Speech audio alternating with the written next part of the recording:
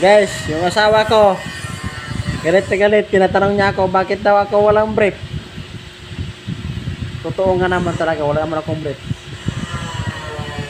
Alam nyo guys, kaninang madaling araw siguro na umalis ako dito alas 12 ng hating gabi. Nakalimutan ko mag-brief. Ngayon hindi alam ng misis ko. Kaya pagdating kong kaling trabaho, bakit daw ako walang brief? Baka naman daw meron akong pinag-iwanan ng brief ko. Yun, nandun yun kay Mari.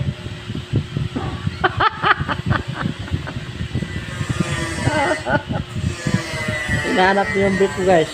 Ay, ina yan guys.